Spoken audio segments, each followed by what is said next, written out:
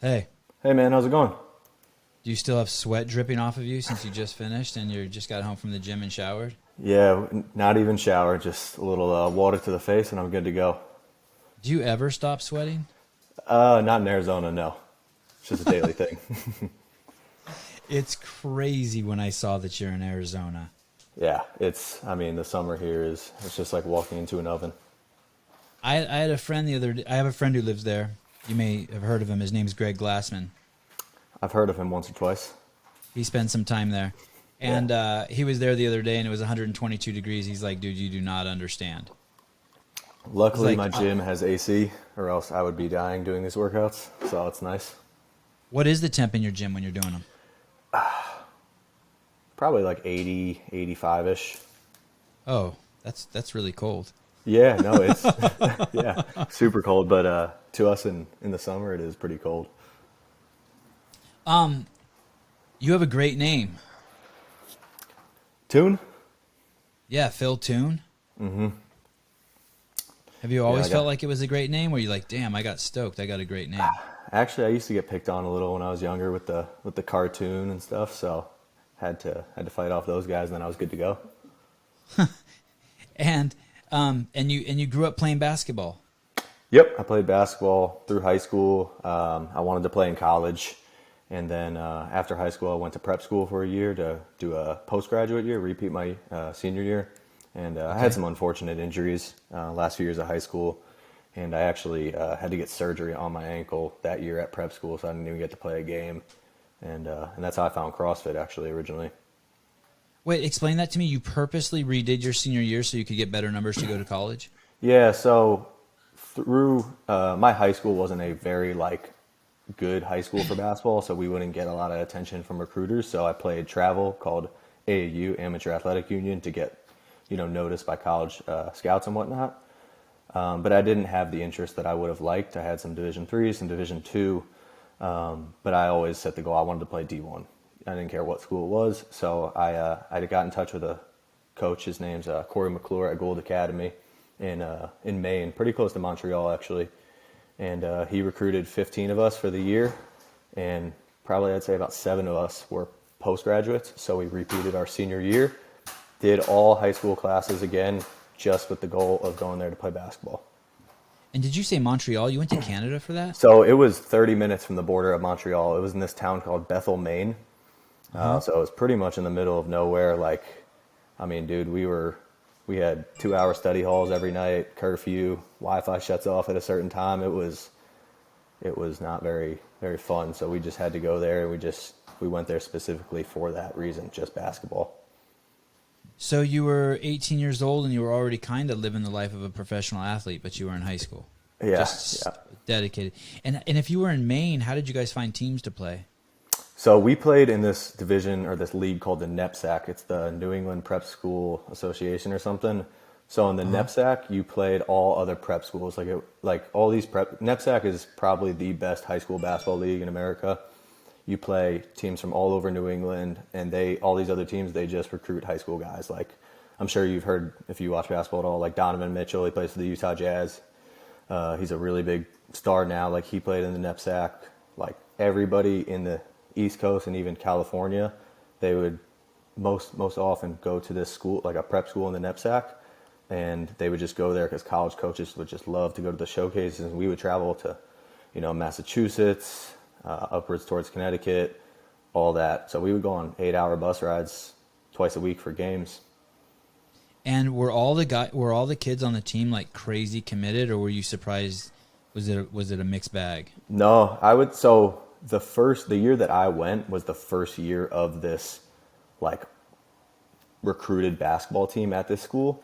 So the Mm-hmm. NEPSAC was big, but Gold was known actually for skiing and I want to say like soccer or something. They never had a good basketball team, but then my coach came from another school, and he recruited all these guys. So there was some. I mean, we had some great players on my team. I have a buddy. He plays at he played at Monmouth, which isn't a big school, but he had a pretty good career. He was a starting guard there this past year, and he's going to be playing overseas this coming year. So, and he's still a great Wow. friend of mine. I talk to him, a few times a week. And how tall are you? I'm only 5'10". And how old are you? I'm 23.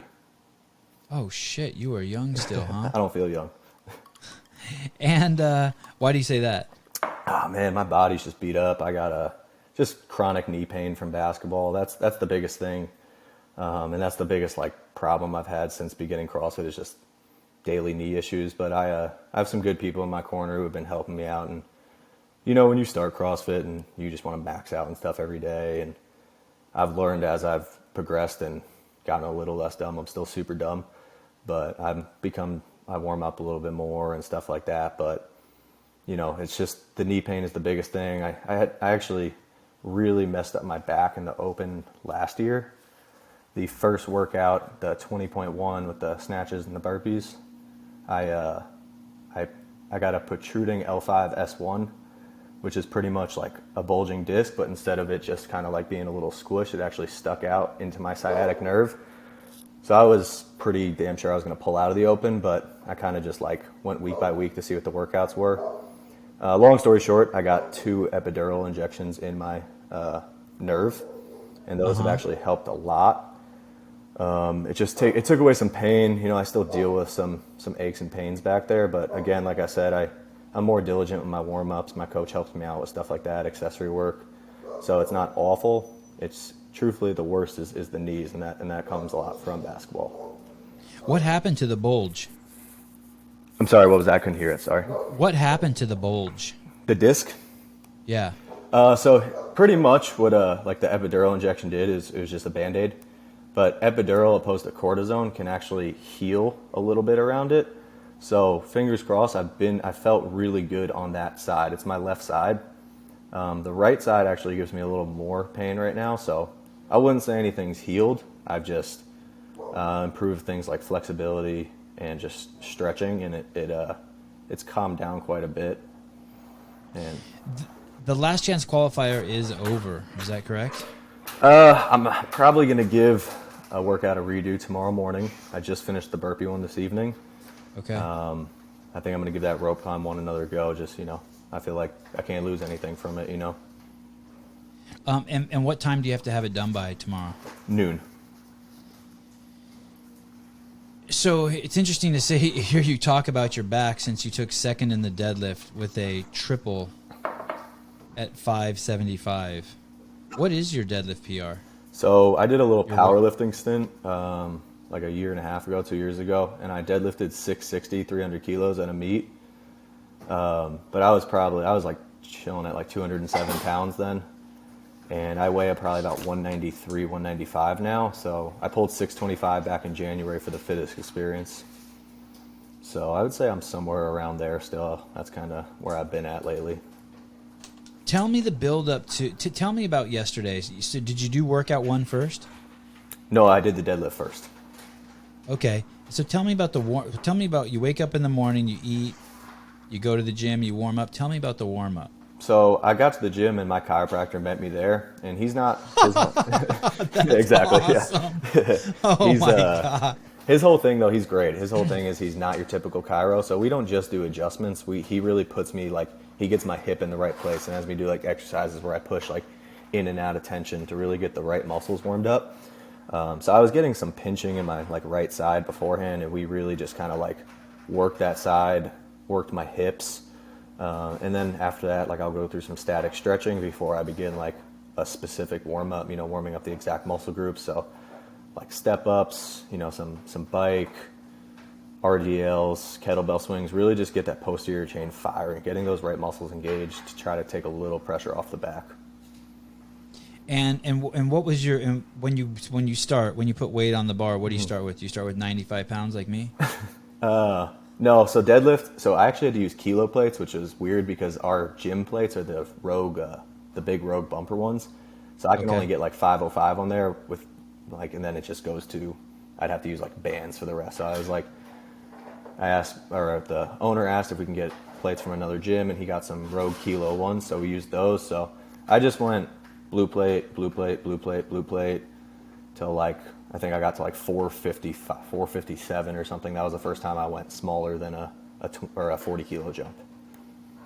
So what was your? Do you know roughly what your first lift was? Did you say it's 455? My first so-called attempt. When you like, go ahead. No, just warming up. Like, do you put 225 on the bar and do it 10 times? Is that your warm up? No, I'll go like typically on a deadlift day, I'll go 135, and I did like 10, and then I went 225. I'll do 7, and I'll do like 3 resets and do some touch and goes just to create some tension, and then I go 315. And then I think I went like 365, 405, 455, 505, stuff like that. Pretty much those are typical jumps. Is there any point in there like you have 225 on there or 305 and you're like, oh shit, this feels heavy? Or are you just a Superman all the way to the end? Definitely not a Superman. My back was blown up when I was warming up yesterday. I was like, man, I don't tell anybody when I'm like feeling like shit when I'm feeling like crap. No, you could swear all you want. It's good. Okay, when I'm feeling like shit, I don't tell anybody, and everybody around me hates it because I just convinced myself that I'm fine, and my left side was killing me yesterday. I was like, man, this is bad. So I went to the back room, just kind of did some like, I think it's like an upward dog, try to loosen it up a little, but then I was just like, screw this, and I just was like, all right, let's throw on weight, let's start the clock, and then from there, I kind of, once the clock starts, you just get kind of tunnel vision. And you just stop thinking about the minor aches and pains, and you just get in the zone. And I have we have a great community at the gym, and there are so many people there watching me. So, I mean, truthfully, man, if I was doing that by myself, I would have been like 20, 30 pounds under. They lifted the weights towards the end. So, what was when you did was that your goal, 575 going in there? That was the goal in the back of my head. I told everybody, I said my safety net, I had my jumps planned out was 557. I was like, I need that. And then anything after that, like, I feel like I could do it. I had hit 575 for a triple, a reset triple like that, like 2 years ago, and right before I deadlifted 660.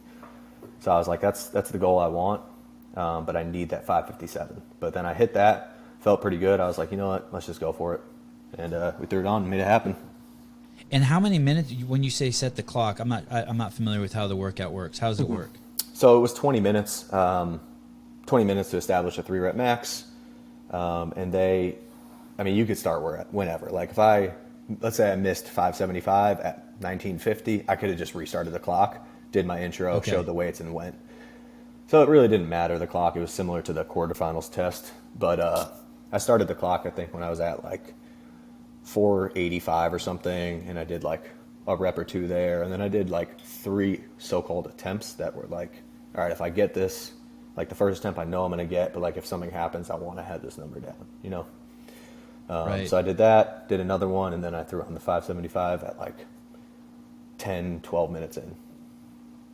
And then how long after before you went back to the first workout 1?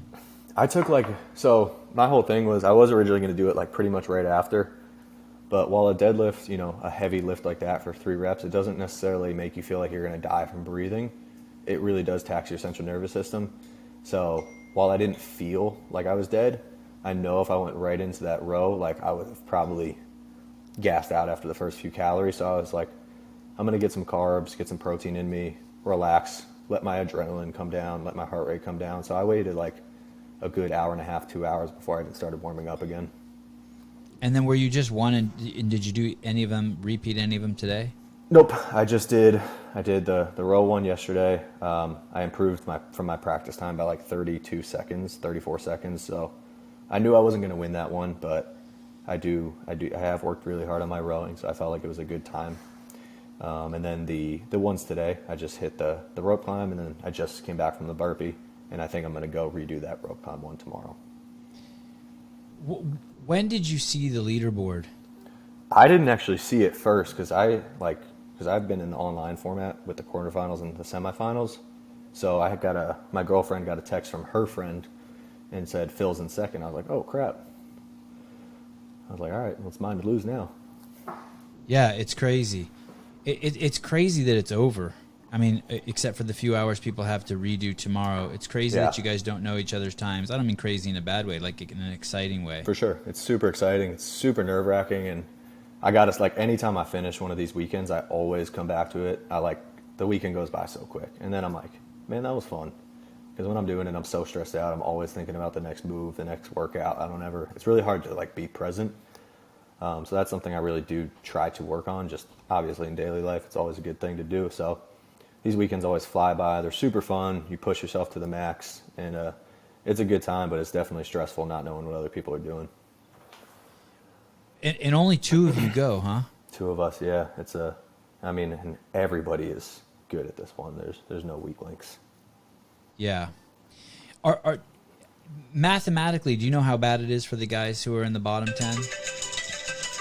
Like points wise to get in to the top two? Yeah. Yeah. Like you have 172, and I'm looking at Taylor Self in 12th place, and he has 99. That can't be good. So I think because now he's not in control of his own destiny. Like you're in control of your own destiny. Yeah. These guys, like you have to shit the bed for those guys to make it up. Yeah, right? for sure. And so with the last online semi, like Fikowski, for instance, I think he started out the weekend in 15th, and he had like a crazy comeback and ended up taking 5th. And that was 6 workouts though. So I truthfully, I do feel like a 12th place could, if he does very, very good on these next 2 workouts, he could jump up just because they're like the competition's very heavy in this one. So there might be like one of us who gets a pretty bad finish. But 4 workouts is like, there's not that many points. Whereas 6, you could just inch up a little easier. So maybe the person that's in like 18th or 20th, I don't even think with 2 first place finishes that person can make it. That's just how I look at it. I'm not an expert, so. So you're a senior in high school. You're playing basketball. You get injured and you get introduced to CrossFit. Is that what you were saying? Yeah. So Tell my brother had done CrossFit since 2010. Okay.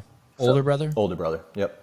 Okay. So he's the one who got me into CrossFit. He got me into competing. He built my foundation for strength, everything. So, it goes without saying he's a huge credit for where I'm at today. So that's how I started. And then I just really built on like just watching the guys. Like I remember watching the 2015 games and I was like, holy crap, I want to do that. Like I remember Ben Smith, Matt Frazier battling it out, and that was so cool. And once I go ahead. So sorry. So high school was over and you moved back home. So I was you're talking after prep school, right? Yep. After prep school. So I came to Arizona and I started at Arizona State the following fall. And I worked out in my brother's gym. I worked out, and I spent a long time just building a strength foundation, not really competing in CrossFit, just clean and jerks, snatches, which I still really struggle with, deadlifts, squats. And that's really what got me like to the point where I was strong enough to compete, and then just had to start building the other stuff. Were you weak as a bird when you started? Were you? It's actually funny because, even now, like, I'm like the least jacked guy out there. I just have tattoos, so it helps a little. But, but I'm telling you, like, you see me next to these guys, and I'm like, man, these guys are jacked. But I was always really skinny in high school and basketball. But I came in, like, within a few months of doing CrossFit, I back squatted 405. Wow. Yeah, like, the squat just really clicked for me. I don't know why. I didn't squat that much in basketball. And then the deadlift kind of just, as I got stronger at squatting, my deadlift just jumped up with it. I can't do bench press very well, but the squat and the deadlift just went hand in hand for me, and it just clicked. And like I said, the snatch is a huge struggle for me, which is, a lot more of a technical movement. Are you surprised that 11 guys in the Last Chance Qualifier have lifts that are 500 pounds or more than 500 pounds? The top 11, it looks like the top 11 had 500 pounds or more for a triple. Yeah. That's nuts. So are you oh no, that's even more. There's there? a guy in 20th place who got 518. Wow. And 19th place got, no, I'm so wrong. that's I'm overall. so wrong. That's overall leaders. There's a guy in 14th place who did 557. James Newberry 50. Let's say half. Are you surprised that half the guys got 500 pounds for a triple? This is nuts. Yeah. So actually, when Morning Chalk Up did that write up and everything on me, I had knew about that guy from Greece. Like, I saw his page and I was like, oh, that dude's strong. Like, he might out deadlift me, and if he does, great. But I did the fittest experience back in January, like I said, and we had a 1 rep max deadlift, and I was like, man, I'm gonna win this easy. I was like, I'm just gonna pull over 600, be good. And I pulled 625, and I was pumped. I was like, easy first place, and I actually got second in that. This dude, Josh Woodhull, who's a friend of mine, he pulled 636, and like 4 other guys or 5 other guys out of 12 pulled over 600 in that field. So that was the point where I realized CrossFitters are getting stronger, like way stronger. So I mean, there was a time when people were questioning if a CrossFitter would ever deadlift 500 pounds, I remember. I'm sure. It's so crazy to see the changes that the sport is making in even the past like 2-3 years. Strength, endurance, everything. Yeah, how about what Adam Klink did? Did that impress you? Oh, yeah. I mean, when I was just really working my squat and my deadlift, my running suffered so much. Like 500, sub 5-minute miles, unbelievable. Yeah, it's complete savagery. Yeah. Do you have any idea how you did on workout 3 and 4 relative to the field? Or are you just in the dark? I have no idea how I did. So my coach is Matt Torres, who also coaches Dolan Pepper and Cole Gracehaver, who are also in the Last Chance Qualifier. They're both, extreme. They're young. Dolan's 19. He's an animal. But he's a man child. I can't believe he's 19. I think he looks like a 30-year-old man, and he's like married and shit already. Dude, his quads are as big as both mine together. It's stupid. But I have no idea. I mean, I don't expect him to tell me Dolan's times and stuff like that. Like, I wouldn't ask for that. But I feel very good about the burpee one. I exceeded my expectations for that. The rope climb is what kept me out of the games from the semis. That I did awful on that, and there's plenty of things out of my control that happened on that workout. So I did okay today. I was happy with it. I didn't have any huge errors or anything, but in my head, like, I always do whatever it takes. And I feel like it won't hurt me to give it another go. Like, if it's the last workout of my season, I'm like, at least I did it. I didn't sit there and just be happy with what I did. I want to always put my best foot forward. So I'm going to go in tomorrow. I have my goal time, and I know I want to beat it. If not, at least I gave it my best. How bad was the burpee workout? I mean, that 12-inch, dude. I did 30 at my game pace like 3 days ago. And I was thinking, let's hold like maybe 20 on the minute. And I did it 30 at a minute 27 for practice, and my quads were blown up. So I was like, there's no way I can hold that. So, I mean, everybody started screaming at me, and I think it was rep 72 that I just took off. Oh, awesome. Yeah, so they really helped me on that. And I'm sure there's going to be some guys that beat it. But I felt like I really gave it a good, strong effort today, so I was happy with that one. And how long do you stay on the ground after you finish a workout like that? Well, we got to go right over to the camera and say this password. So that's the hardest part about doing the online stuff, man. I messed up on the semis, and I said for workout 3, we had our password changed from, I think, Toronto to coffee, and I said Toronto, and I realized like 10 minutes after I'm done, I'm like, oh God, they're going to DQ me because I said the wrong password. So there's no proof that I did it within the time. So I was freaking out. I sent them like a timestamp, and luckily it worked out. But yeah, man, you finish that workout. The only thing you want to do is die, but you got to run to the camera, say that password first. Could you dunk when you played basketball? I first dunked when I was 15. Were you 5'10" yet? No, I was like 5'7". If you go back on my Instagram, it's like a rim grazer, but I mean, so that's actually what got me into working out was plyometrics and stuff. I was a chubby kid, so I was very self-conscious, and I wanted to lose weight, so I started doing like plyometrics. I always wanted to touch the rim, touch the backboard, stuff like that. So I would just go to the park for hours and just try to dunk, and that's probably why my knees are so bad, but I got it. Did you, it's funny, I think I was talking to this with Taylor herself too. Did you wear the, when you go to swim birthday parties, did you wear the t-shirt in the pool? Were you like that chubby kid? Oh yeah. Oh yeah, me too. Damn, I can't believe how many of us there are. Bro, I was wearing, it was until I had to go shirts for skins in a travel team practice that I was like, all right, dude, it's time to lose weight. So I actually, no lie, like I have a picture, my mom has a picture. I was like this at one point. I got so skinny. I was just drinking Gatorade. That's the only food I was eating. It was bad. I talked with Taylor too. This is the t-shirt thing is such a bad idea because it just sticks to your gut and just makes you. Yeah, your belly button looks huge. Yeah, all of a sudden everyone's like, "What the fuck is that? A beach whale?" No, I'm just a 7th grade kid who's self-conscious. That's it. Nothing bad. So you said you were 15 years old the first time you dunked. Yep. 5'7". And I had a follow-up question there. Damn. Oh, yes, time domain. In the sport of basketball, you have a time domain that's pretty restricted, right? Mm-hmm. I'm not deeply familiar with basketball, but I remember interviewing Katie Motter years ago, who's now Katie Henniger, Mm-hmm. and she won the CrossFit Games in 2008. And I remember her saying that, of course, she was going to do good at this games because she's the 4-minute time domain. She owns it because that's what you do in basketball. Yeah. It's 4 minutes as hard as you can and then rest.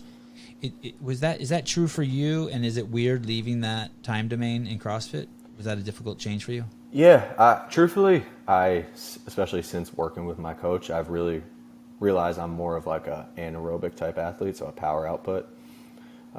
So basketball, like she said, it's a lot of stop and go. So you'll go quick for like, whenever we would do like conditioning and practice, it would be 2 minutes.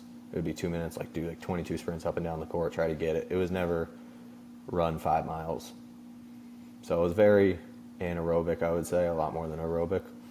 So that transition has been difficult. So I struggle more on the long side of things, like 5K run and rowing. Like we do that, like I can't hold my paces as well as some of these guys.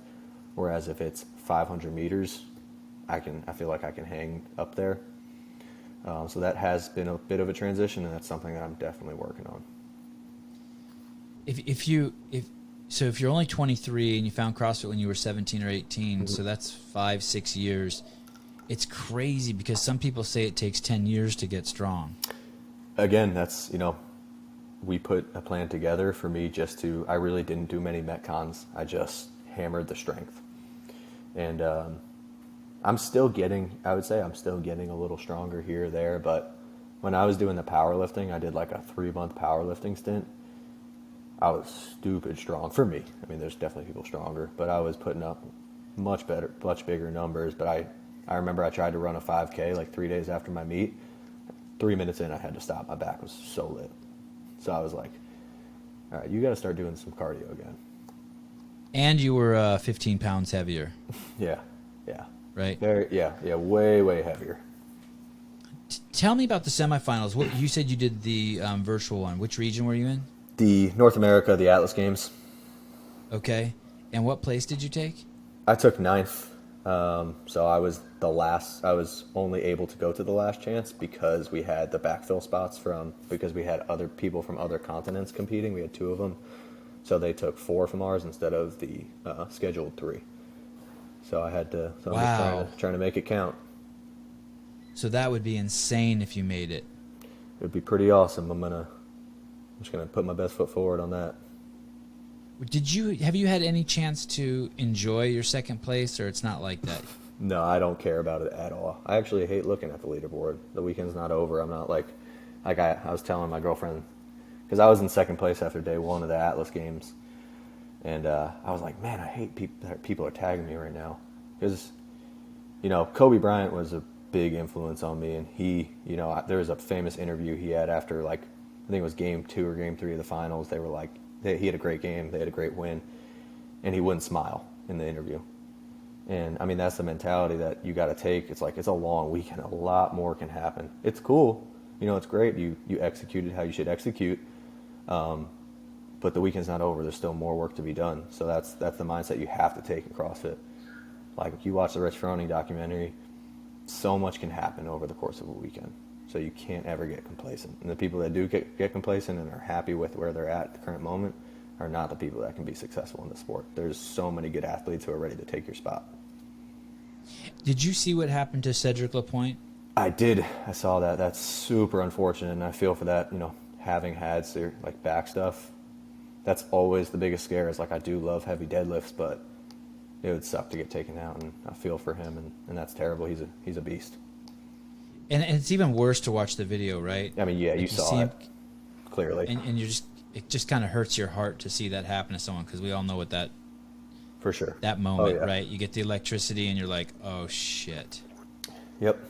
I know that exact feeling. It's heartbreaking, especially he had a great showing in the semis, and he's People were very, very confident in him going into this last chance. So, he puts it all out there every single day, and to have it ruined by something completely out of his control, it's heartbreaking.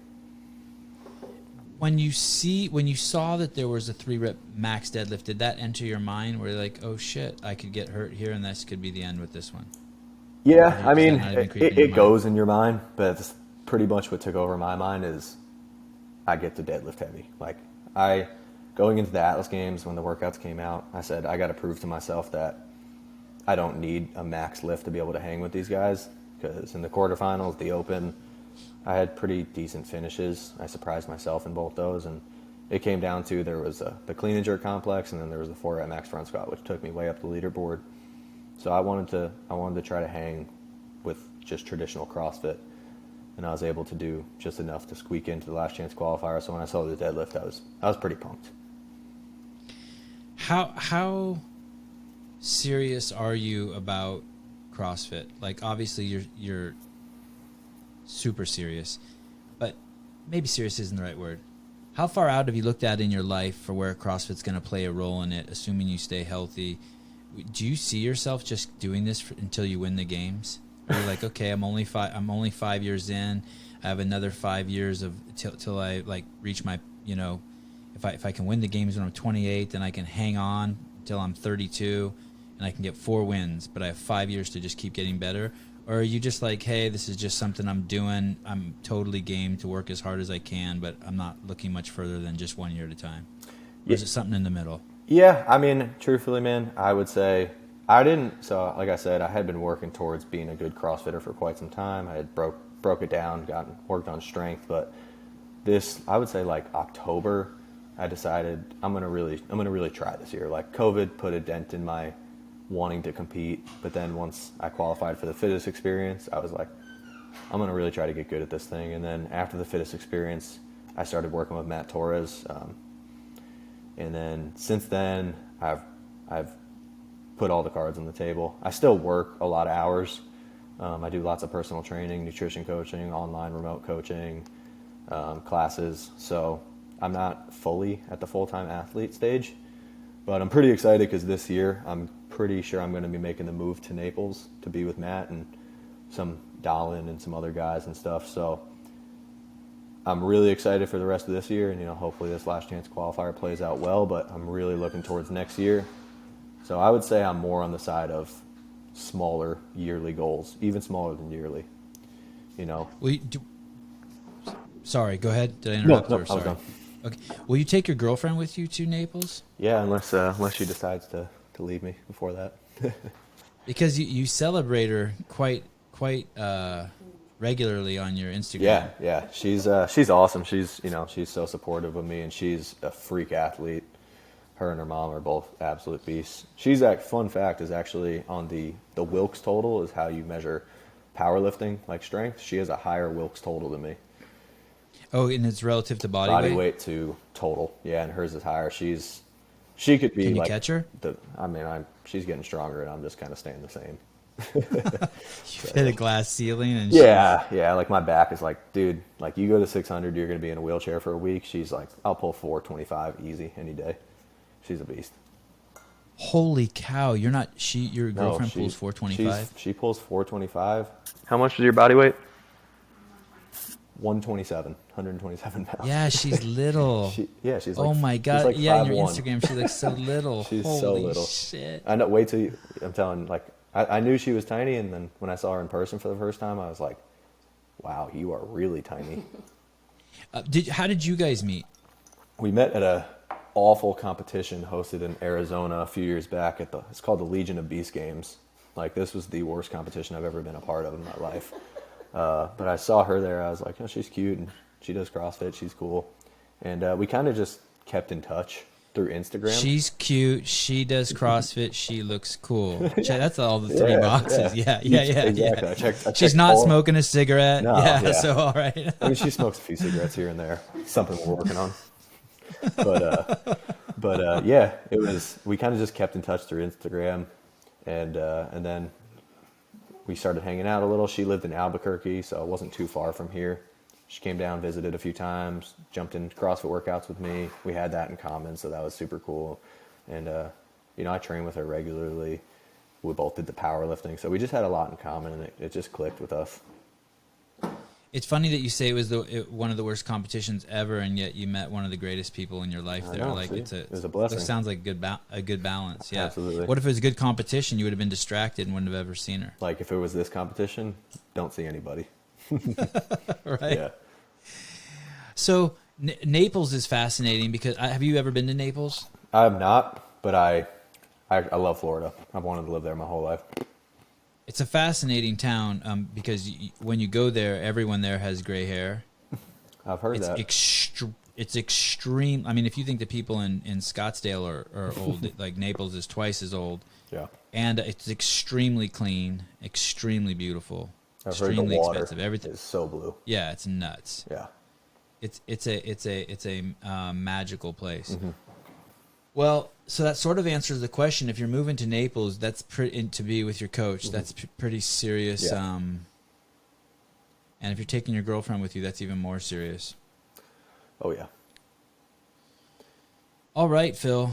Thank you for your time. Yeah, man. Thank you. It was a blast being on here. It was great to get a peek. You said you didn't like to be tagged or you didn't want to look at second place, but I can't lie to you. I looked at the leaderboard popped up, and I immediately called Brian. I'm like, dude, we got to get this dude Phil Toon on. We got to get this dude Phil Toon on. And I don't know if you listen to the podcast, but I've mentioned your name a half dozen times just because of your name, because I just love the name. Like, if I'm just looking through, I'm like, oh, Phil Toon, there he is. There he is.